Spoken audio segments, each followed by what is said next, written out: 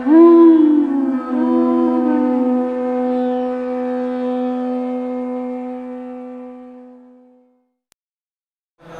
Namo Bhagavate Vasudevaya. Om Namo Bhagavate Vasudevaya. Narayanam Namaskritya Naram Chaiva Narottamam Devim Saraswatim Vyasam Tato Jayamudirayet Nashtaprayeshu Abhatreshu Nityam Bhagavata Sevaya Bhagavati Uttama Shloke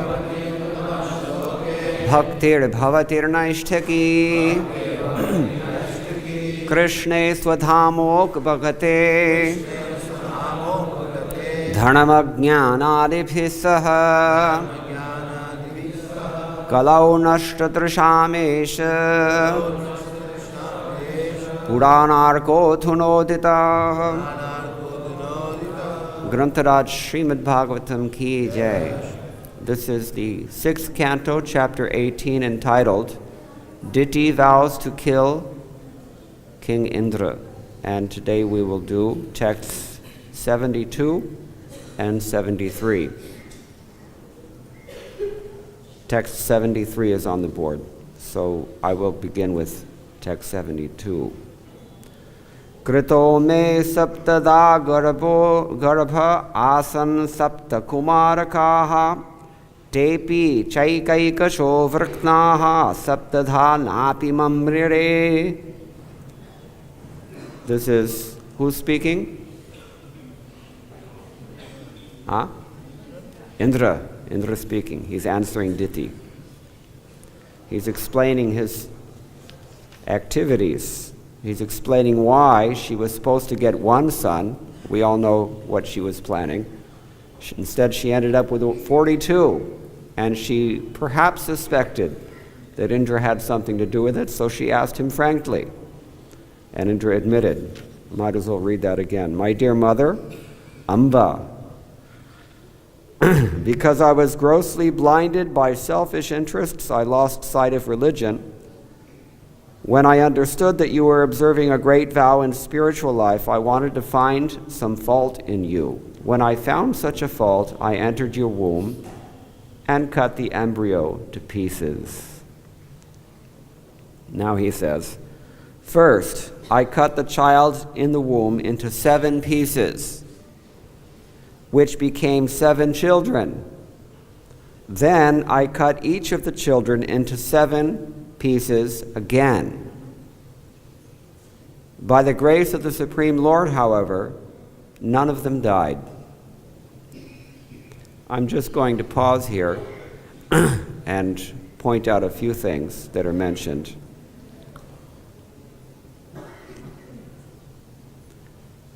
First of all, the Garbha was cut into pieces by me. Jiva Goswami comments here. May. The word may, normally it's in the 4th case or in the 6th case, but in this case, it means maya, by me.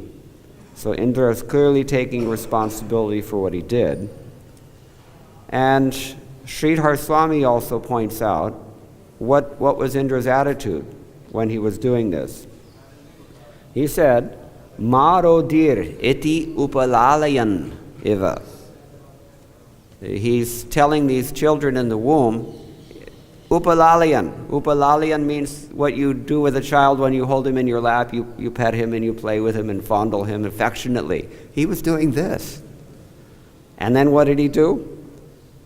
Punah saptadha chakarta vicheda. He again cut them again into 7 more pieces. Heinous thing, as we heard from Dina Bandhu the other day. Basically, it's abortion, which nowadays people are doing every day. We're so desensitized to this largely because of a non-vegetarian diet, but also because The power of social influence is much stronger than the power of scriptural influence. Maybe we can speak a little bit about that later on. But it's become socially acceptable to kill your child nowadays, and people do that. Anyway, even by modern standards, which are pretty low, this would be considered very heinous, what Indra did, especially the way that he did it. So let's go on to the next verse. We can all repeat this, please. Datta tat parama ascharyam vikshya vyavasitam maya mahapurusha pujayah siddhi ka api anushangini tatastat paramarshcharyam vikshya vyavasitam maya mahapurusha pujayah siddhi kapi anushangini tatastat paramarshcharyam vikshya vyavasitam maya mahapurusha pujayah siddhi kapi anushangini tatastat paramarshcharyam vikshya vyavasitam maya mahapurusha pujayah siddhi kapi anushangini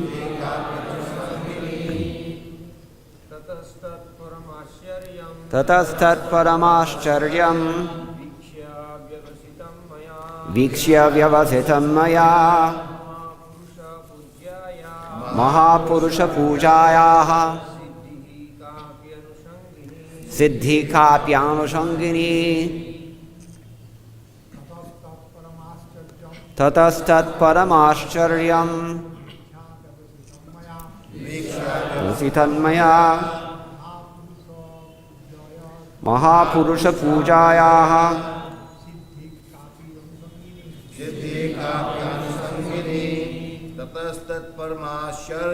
tatastat paramarshcharyam vikshya vyavasitam maya mahapurusha pujayah siddhi kapi anushangini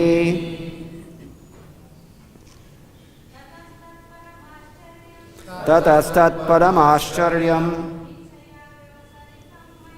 vikshya vyavasitam maya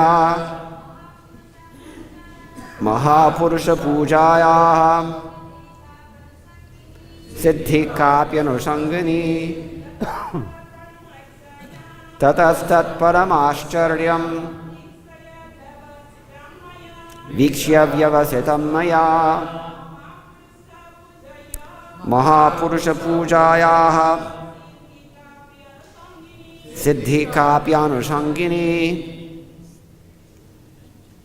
tata then tat that parama ashcharyam great wonder vikshya seeing vyavasitam it was decided maya by me mahapurusha of Lord Vishnu pujayah of worship siddhi result kapi some anushangini secondary. Translation. My dear mother, when I saw that all 49 sons were alive, I was certainly struck with wonder. I decided that this was a secondary result of your having regularly executed devotional service in worship of Lord Vishnu.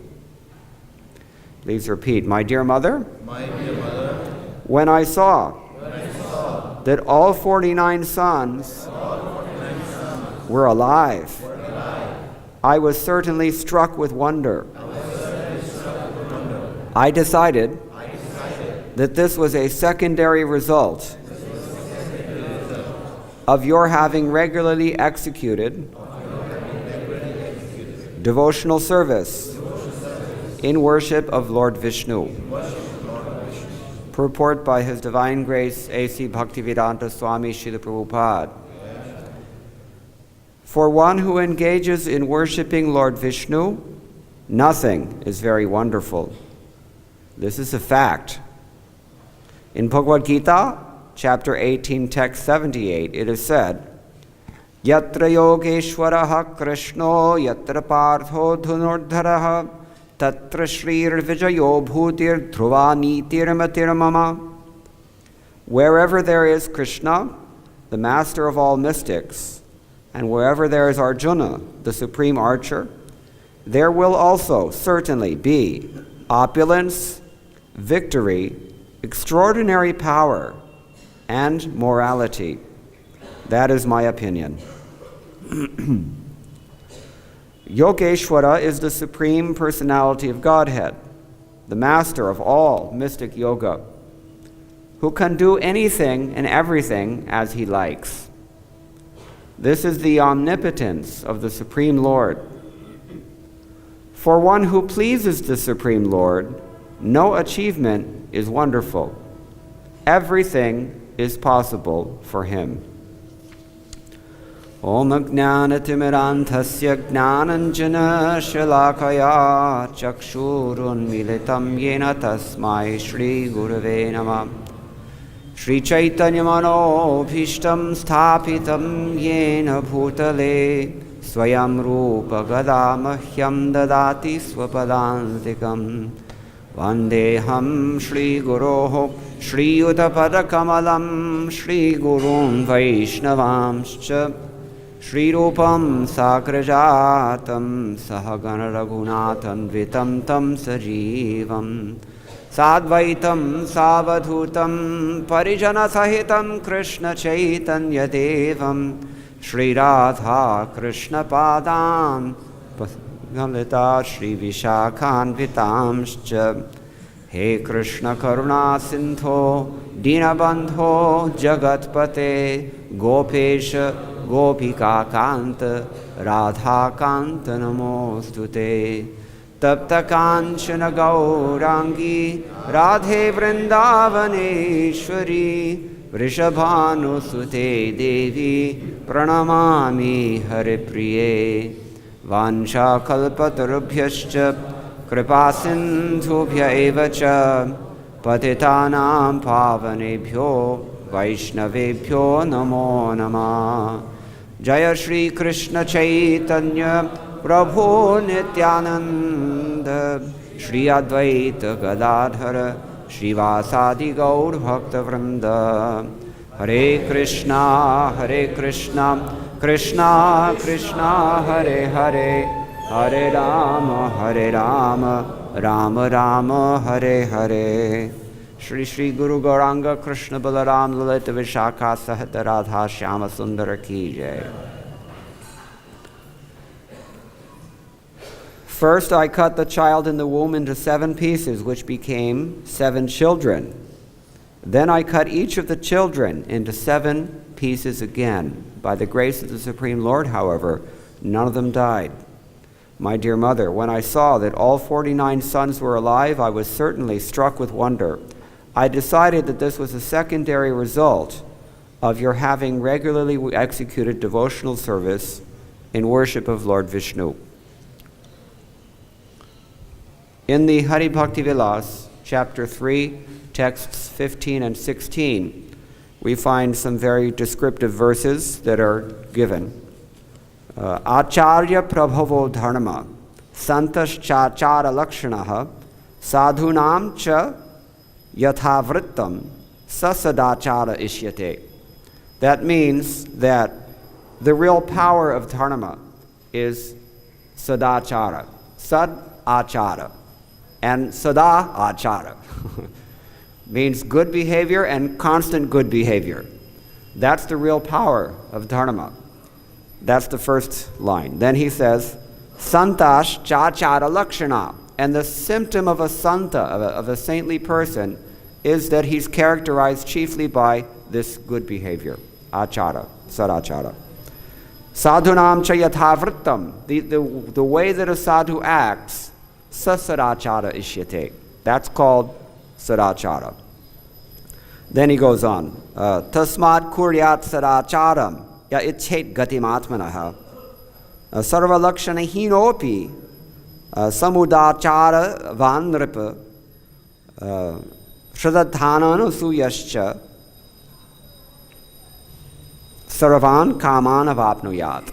That means that a person who, one should engage in good behavior if that person is interested in the real advancement for the self. Gatim atmanaha. Krishna says the same thing at the end of chapter 16. For those who are sharp, they know. And even if a person is completely bereft of any good qualification, but if he has sadachara, good behavior, then that person who is non-envious and also faithful will achieve everything that is desirable. So this is swartha. This is self-interest, actually. Nate vidu swartha gatim hi Vishnum. Prahlad, we hear from the 7th canto. People don't know what is their real self-interest. But according to these verses at least, the key is sadachara. Sadachara is known by many different ways. Sometimes we call it Vaishnava etiquette. Or in Ayurveda they call it dincharya. Or in the Dharma Shastra we call it sadachara, as we've been describing. It's basically all the same thing. Everything that Kashyapa has prescribed here for his wife Diti to follow very strictly, there's really nothing out of the realm of ordinary sadachara. Sadharana dharma is another name for it. Ordinary dharma. To be a civilized, decent human being. These are the things that he has prescribed. You can go back through the list in your spare time and just consider everything. We've heard some of these things. You have to sleep a certain way, you have to eat in a certain way, you have to bathe at a certain time also, and everything has to be done in proper order according to the Shastric injunction. We mentioned this before. Krishna says, Karya karya vijanataha. You have to discriminate what is to be done and what is not to be done on the basis of what the Shastra enjoins. If you do something other than what the Shastra enjoins, then you're doing so at your own risk. And quite often it's sinful as well. Usually it's sinful. We can see that society has become so degraded now only because people have become neglectful of this principle. Anyway, it would appear on the face of it that both Indra and Diti are guilty of misbehavior here. It's really an irony. Of course, this is actually a sordid family affair. Anyone here have a family? Yes, you all have a family. So we know families can be difficult sometimes. Some things happen in families that are not always proper. So we're seeing this on a cosmic level now. Because when you amass enough good karma that you can actually have some influence in the entire universe, just as the Daityas and the Adityas do, then whatever you do has massive repercussions. Even in this life, this paltry, puny life that we lead, whatever we do, it has repercussions. So Indra has been very rascal, as we've discussed that already, and Diti has also done the same thing. This is actually described in Bhagavad-Gita. Anybody know the verse that I'm thinking of? What was their motive in both cases? They both wanted the same thing. What was it? They wanted to oust the other person. And Krishna describes this in chapter 17. He says, Mudha grahinatmano yat pidaya kriyate tapa parasyot sadhanartham va tat tamasamudahritam. Anybody know what this means? That austerity that you accept, and which is very difficult to undergo, and which you're insanely attached to at the same time for the purpose of ousting someone else, parasyot sadhana artham. That is called austerity in the mode of ignorance. This is exactly what Diti was doing. And in fact, it's exactly what Indra was also doing. He wasn't following her he wasn't serving her faithfully every day, as we've heard the description. He wasn't doing that out of filial piety. So there was this horrible struggle going on underneath the surface. And it's invisible. Just like in our lives, these things are invisible. Why? There's a covering agent. What is that covering agent called? Sadharana dharma. As long as you follow the rules, then nobody knows what's actually going on in your heart. Is it not? In India, they've perfected this art. That the best way to cheat, actually, is to be completely pakka. There's even a verse written by Rupa Goswami about that. A woman is having a paramour, so the best way that she covers it over is by very attentively carrying out her household family obligations very nicely. You see?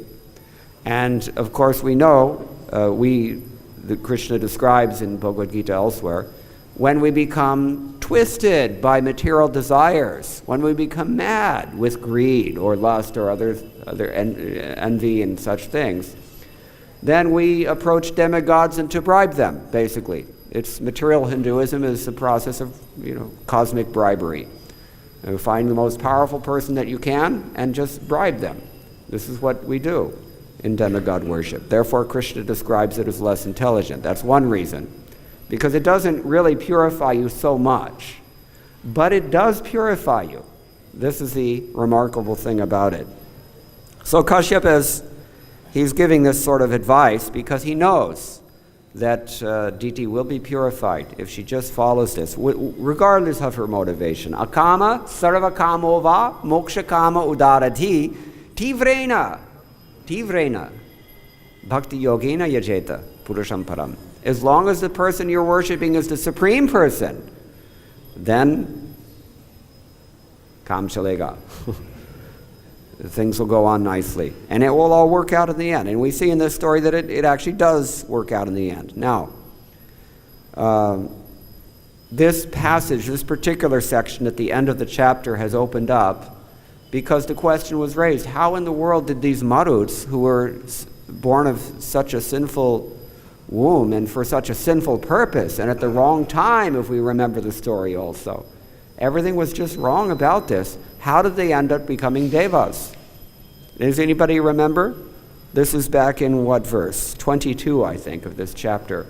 Vishwanath Chakravarti Thakur has commented in that regard that there were two things, two considerations about this. Number one, Kashyapa was very exalted, but he was weak. And therefore, he could not control the ignorance and passion of Diti. So that was one thing. But he was exalted. He was not an ordinary soul. He was not a negligible personality. Very, very exalted sage. Greatly learned, great tapasvi, Kashyap Muni. So the parentage was good on that side. But what about Diti? Vishwanath Chakravarti Thakur says, yes, it's true. Diti was very envious. She was ill-motivated. A little bit like Putana. We know the story there. But she was devotional. And in addition to being devotional, she had enough sense through her socialization that she knew what it is she had some idea what is sadachara, and because on the basis of that idea, she was submissive to her husband. He gave her instructions very intelligently. This is a symptom of his exalted nature. Would you be able to figure out a solution to this problem placed in Kashyapa's circumstances? A similarly effective one? Think about it. So he gave her good advice, and she followed the good advice. This is the key. This is the key. Husband has to be properly situated in devotional service, and the wife has to be submissive. Then it works out fine. So this was her saving grace, but we're not seeing that. She has become purified. She has become purified enough through this process of devotional service that she approaches Indra with forthrightly and tells him everything about what she had planned. That's not an easy thing, for a woman especially. Not an easy thing. And what's even more remarkable than that is that Indra responds in kind. We heard this just, I think it was yesterday's verse. The Acharya's commenting or saying this. What does he say? Ditya nishkapata mukte satindropi nishkapatamevaha ambeti. This verse is spoken by Indra, who is appreciating the nishkapat bhav of Diti, the forthright mood of Diti, honesty, basically. Then he responds in kind. Actually, it's interesting. Another Acharya commenting on this verse, he points out, she called him Datta. What does Datta mean? Anybody know? It means quite a few things, actually. Even in Sanskrit, it means a few things. But when you address a junior person as Datta, what does it mean? It's, Yeah, kind of like we say beta, no? Hindi man. So she addresses him like this. Not exactly son, because he's not her son, but it's for all intents and purposes, it's the same thing. Krishna, for that matter, in Bhagavad-Gita also calls Arjuna Tata. When Arjuna is despondent, wondering what's going to happen if I can't do this, then Krishna, anybody know what verse I'm thinking? What does Krishna tell him? Durgatim tata gachati. He never gets a bad goal. The person, nahi kalyana krit kaschin, durgatim tata gachati. He calls him the same thing. My dear boy, you don't have to worry. If someone has done something auspicious, he never gets inauspicious result. That's assured. So she calls him Tata, and how does he reply? We've already mentioned in yesterday's verse. Anybody remember? Amba. Amba doesn't exactly mean mother, also. He's very delicate with his choice of words here. This is the psychology going on here. South Indian languages, we have Amma. It's coming from the same Sanskrit, which means Amba. Mother, more or less mother, at least a mother figure. Anyway, so she is replying to him, but both of them are being honest. And this is the very key thing here. Especially in this Kali Yuga, in our lives, because we want to make this as relevant as we can, as we heard yesterday. We have to be honest. We have to be honest. Without honesty, nothing ever gets off the ground. Suhrit Satam. The Bhagavatam will purify our hearts if we are honest. You see? Satam prasangan mama virya samvado. These topics become very potent when we're in the association of real people, genuine people. Why is it that we don't appreciate the company, intimate association with outside people, with non-devotees? Because we know they're not genuine. How can they be? Manoratenavadi dhavato bahi. Manoratenasiti dhavato bahi. They're hovering on the mental platform. Anyway, so this is something that Baladev Vidyabhushan actually, he quotes a very nice verse in his commentary on Bhagavad-Gita chapter 1, texts 37 and 38. The verse itself is from the Dharma Shastra. It's actually from the Purvi Mimamsa Sutras of Jaimini Rishi. He's in charge of the Karma Kanda school. But it's a very interesting principle. He says, Phalato picha yat karma nanarthen anubadhyate kevala priti hetutvat tad dharma iti katyate. We've discussed what the power of dharma is. What is the power of dharma? Anybody remember? Dharma prabhava? In the very beginning I said, sadachara, good behavior. When you act on these principles, that's what gives it life, actually. Now, Baladev Vidyabhushan points out that any karma that binds you to this material world, but has as its result, has some result that binds you to the world. That's the first thing. But kevala priti hetutvad, on account of being motivated only by love, this thing is called dharma. Dharma is actually a function of love. In this material world, we need law. Law is one way to translate the word dharma. Why do we need law in this material world? Who can say? Well, what is the necessity of laws? Because there's no love. This is the point. So in essence, law is love, because at least we have it in our heart that, yes, I'm going to submit to this law. At least that much is there. And if you just do that, then the process will purify you, as it has for Diti. Because even following law is, in some respect, a function of following or surrendering to the Supreme Personality of Godhead, but it's pretty watered down. It's pretty far removed and indirect. Okay, that closes the first part of the class. I'm dividing this into 3 sections. The second section that I would like to dilate on is the word in this verse, Paramashcharyam. What does Paramashcharya mean? Anybody recall? Ashcharya and Parama Ashcharya.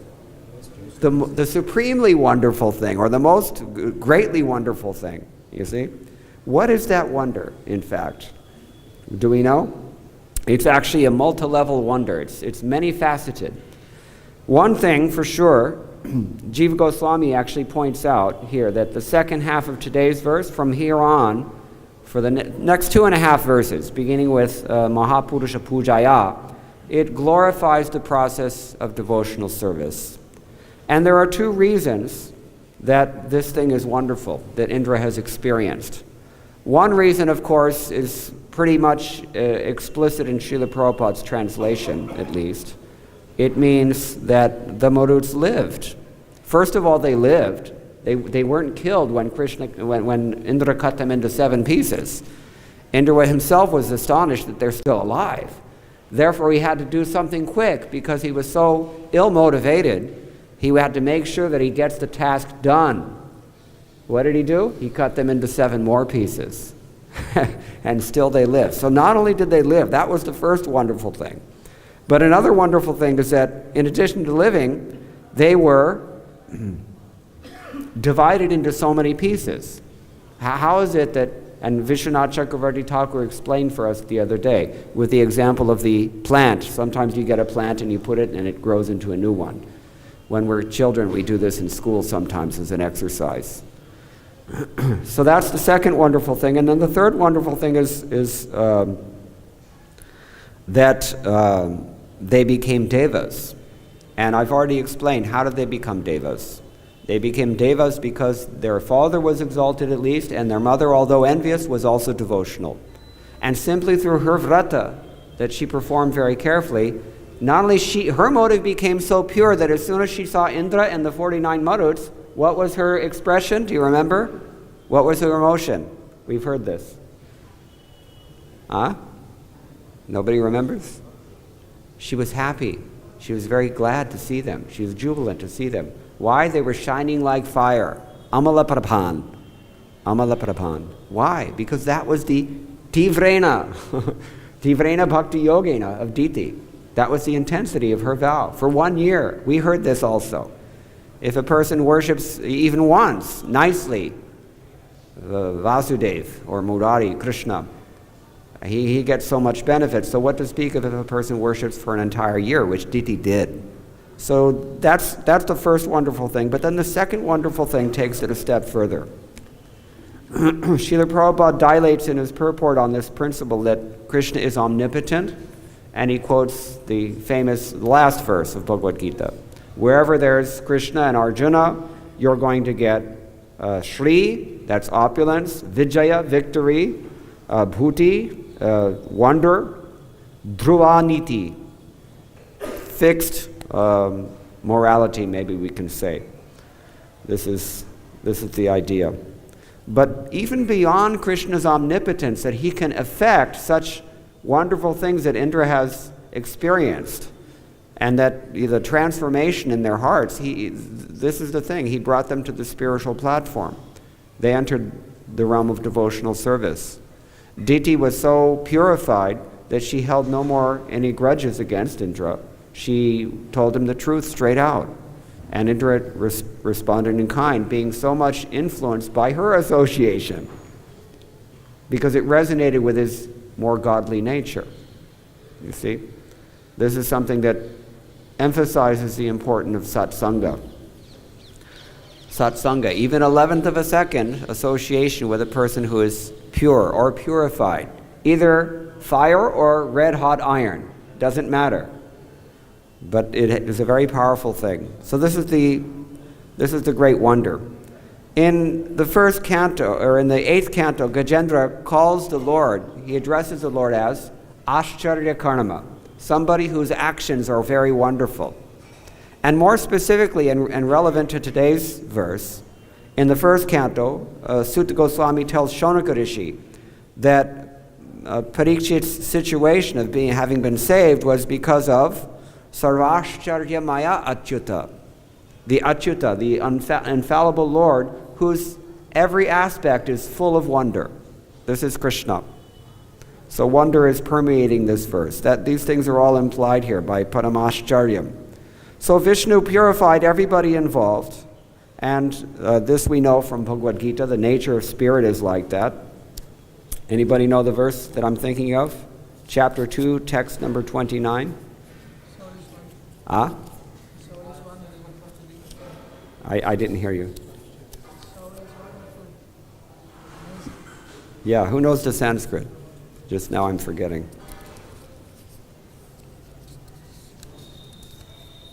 Because the same word is used, Ascharya. There we go. Ascharyavat pashyati kashchidenam. Somebody sees that the Supreme Lord is wonderful. Other people don't see. Ascharyavat vadati tathaiva chanya.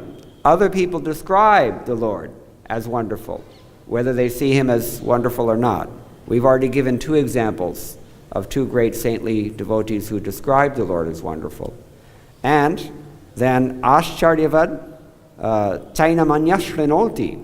The rest of us, we only hear that the Lord is wonderful. And by hearing every day, we gradually wake up and come to realize, if we adopt devotional service, just how wonderful the Lord is. Shrudvapyenam veda nachaiva kaschit. But other people, they never get it because they don't have enough piety. This is an important point. So, therefore, the question was raised, how is it that the Murtis became purified? Because they should have been impious by nature, but they transcended their impiety through the influence of the association with their mother and her devotional service. So, in 10th canto, Vishwanath Chakravarti Thakur, he gives us an idea of the Lord's mercy.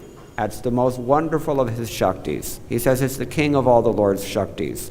This is in 10th canto, chapter 9, text number 18. And I'd like to now bring this to another point, which is that Srila Prabhupada is writing this purport, as he writes all of his purports, not as a matter of just theory, but this is something that Srila Prabhupada was living and seeing, experiencing every day.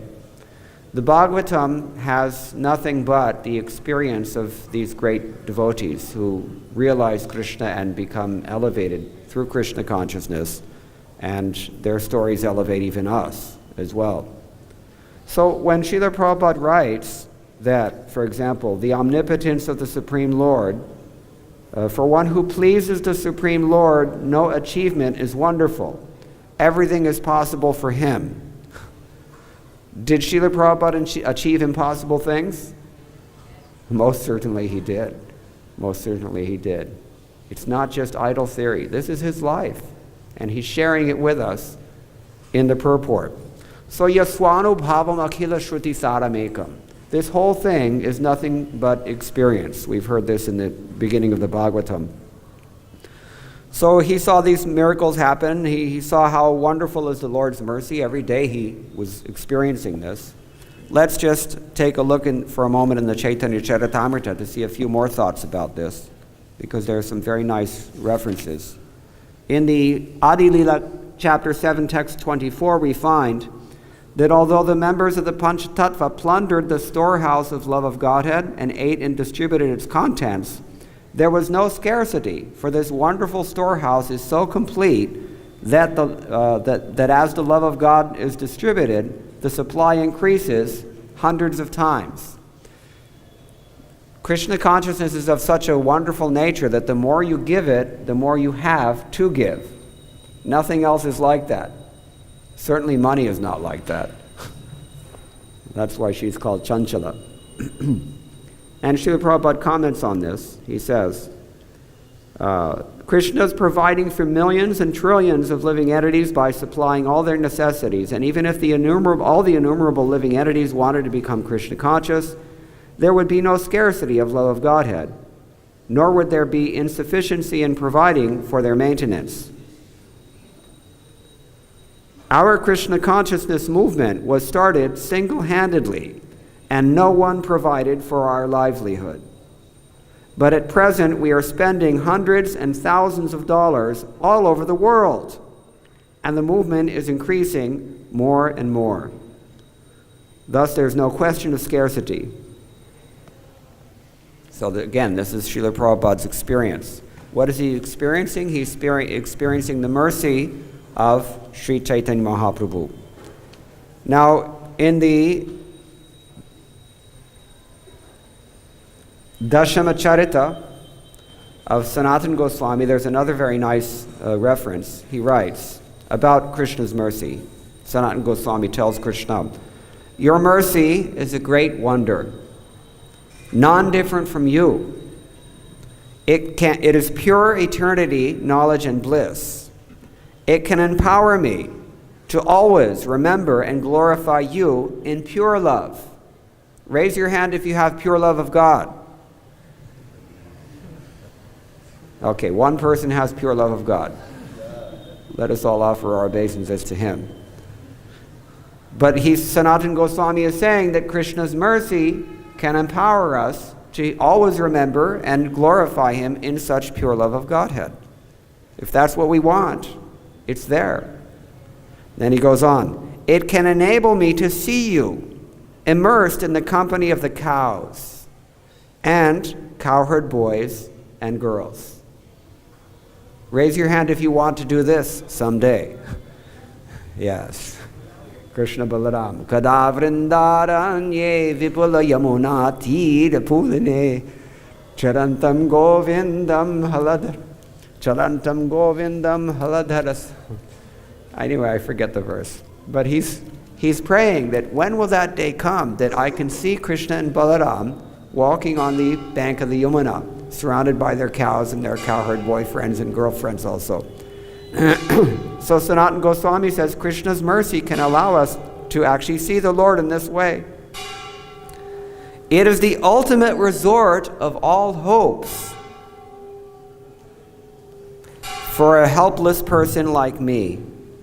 It is the ultimate resort of all hopes. Your wonderful mercy is ancient and eternal, but also ever new and fresh.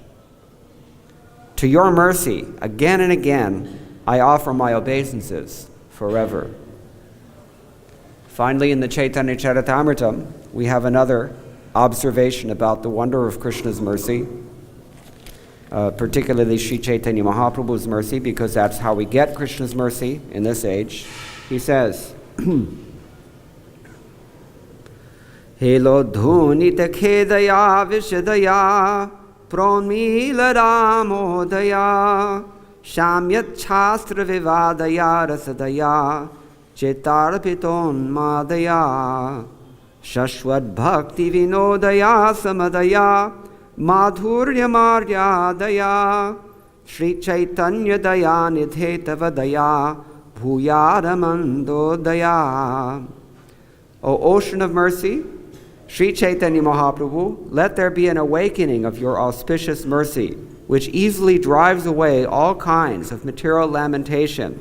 By your mercy, everything is made pure and blissful. It awakens transcendental bliss and covers all gross material pleasures.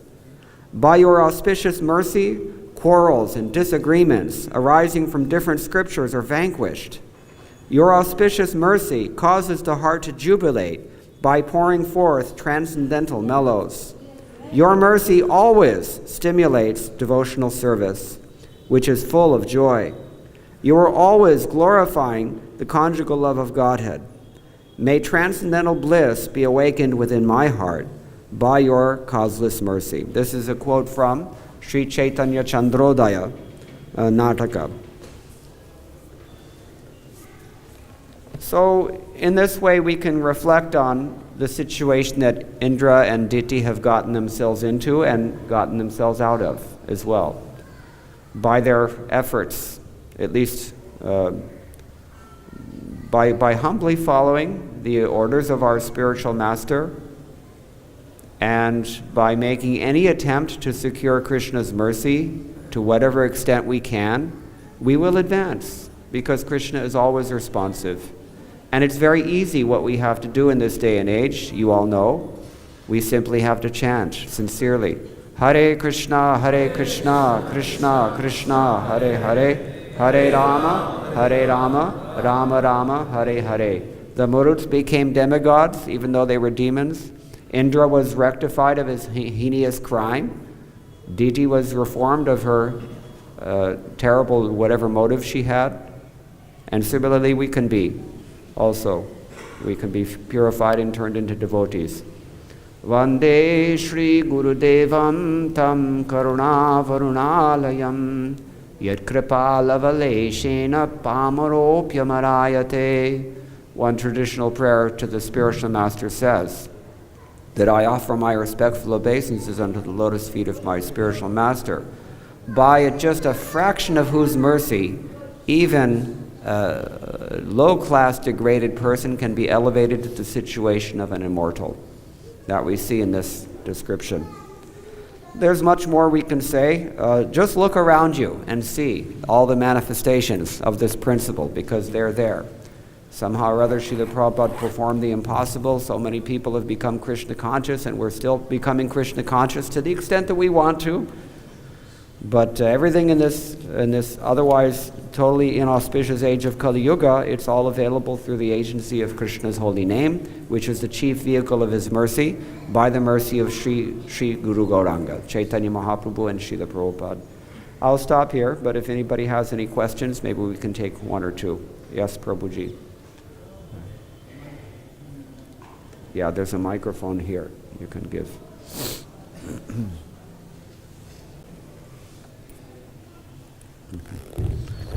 Hare Krishna Prabhu. Prabhuji, thank you so much. I have one comment and one question. The first is the comment. The past couple of days I've been doing some research on Dharma.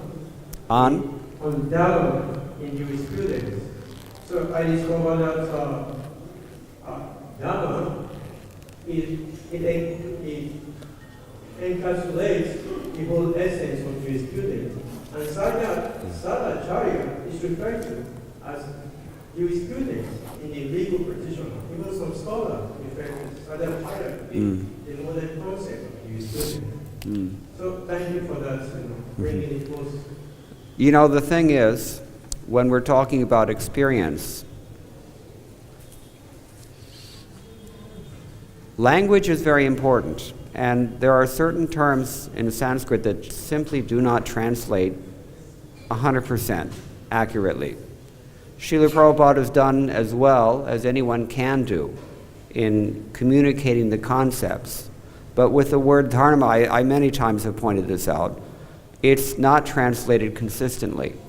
Sometimes we call it faith, sometimes we call it religious duty, sometimes we call it a social obligation, sometimes we call it an ethical principle, sometimes we call it a varnashram status, so many things. The fact of the matter is that it is all these things all at once, and that requires a change in the conception of the word. And that only comes very gradually after studying Srila Prabhupada's books very carefully for some time. So you can imagine what happens if we don't study Srila Prabhupada's books very carefully for some time. Then Shrutvapyenam, as Bhagavad-Gita said, even though we hear about these things as amazing, we can't see it at all. So it's a good point. It also has one of those words, it's hard to translate. Prabhupada himself mentions. Dharma is another one. Sometimes even the easy words are the hardest words. It's true. So, Prabhu, the question now. So, the example you say, you cite to emphasize the point in the first section by citing the Tantra, the Gita, in the mode of ignorance. Yeah. So I could not comprehend that because in this text we can understand that Kashyapa Muni is more like deity, spiritual master. Yes. Now we see the synopsis in Krishna book. Krishna was referring to Nanda Maharaj that sacrifice done with improper knowledge does not yet absolute results. But now Kashyapa Muni is like a chariot guiding her. So I could not comprehend why you say this is the mood of ignorance by citing the example from the Gita. Yeah, her activities were not necessarily ignorant. Her activities were completely sattvic and in fact devotional. But her motive was ignorant. That's how I see it. And nonetheless, Krishna said, one of the things that Krishna says twice in Bhagavad-Gita is that do not neglect sacrifice, charity, and austerities, because they purify even great souls, what to speak of demons. Compared to us, Diti is a great soul. Even though she was envious, it's said. You see? So, yajna dana tapaschaiva pavanani manishinaha. Now, does that satisfy your question?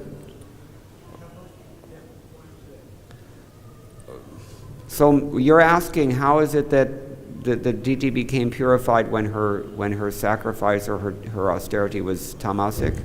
No, that's like you allege or you assert that the idea was ignorance. So I could not comprehend that properly because I see that she was guided into what she was doing. She was what? She was guided into what she was doing. Yes. The authority she was taking, she was guided by Kashyapa Muni. Yeah. Kashyapa Muni's advice is completely perfect.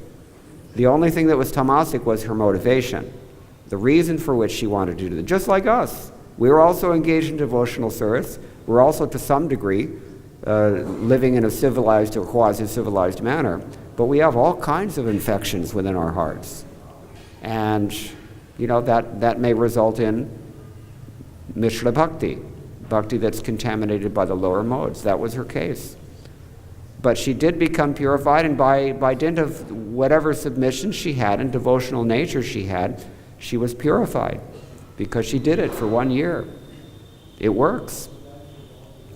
This is an example. Shuddhyanti tasmai prabhavishnave namaha in the second canto. Even the outcasts and the so many degraded people are listed there, but they all become purified by the power of Lord Vishnu, Prabha Vishnu, because devotional service is like that. That's the whole point of this passage. Is that okay? Is something else? Yeah, in front here. He needs the microphone. Bhagavad-Gita explains whatever the leaders do, follow.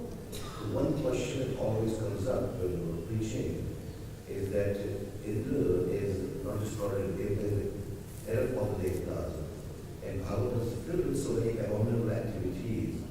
Here is killing, basically murdering, abortion, stealing horses. There are so many activities in Bhagavad. So, first of all, how do you understand? Number two, how do you explain it to the younger generation? Questioning why they are Bhagavad Gita. Okay, so how do we understand it and how do we make another person understand it? That's basically what you're asking. The answer, I think, is pretty much the same. Indra is a superior person, and a superior person doesn't have to be moral. He just has to be superior, and the influence will be there. Just like children, anybody with families knows, the smaller children, they always look up to the older boys. If the older boys do good things, then they're influenced in that way. If the older boys do bad things, they're also... So it doesn't matter whether a person's character is reformed or not. All you have to be is senior. We get this uncomfortable realization after some time in Krishna consciousness that all I have to do is stick around long enough and everybody starts bowing down. It doesn't matter what's in my heart. You see? That's just the way it is. And that's the point, I think, that Krishna makes in Bhagavad-Gita, to which you're referring. So that's one thing, but how to understand that Indra could be so, could do such ugly things? Well, he's a Sakama Bhakta. And although generally sattvic, he's also motivated by his own agenda. And in this case, Prabhupada has pointed out, his agenda was self-preservation, which is maybe not the worst of motivations, but certainly the way he went about preserving his status was thoroughly corrupted. So he's not intended to be, at least not for aspiring Vaishnavas, he's not intended to be a role model. He is a superior person in the universe as far as his material power goes, and we should respect that. But we're not being advised to try to follow his example in that regard, right? Does that satisfy the question? Okay. I don't know. Is somebody else who wants to add something to this?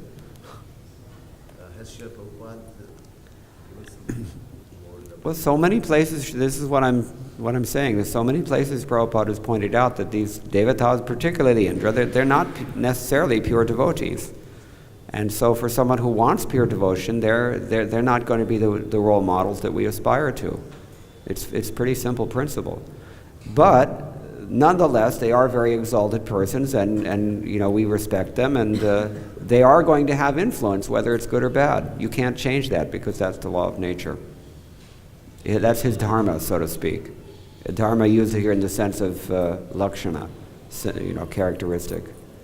Okay, it's getting too late, so I'm going to stop now, but thank you very much. All glories to Srila Prabhupada.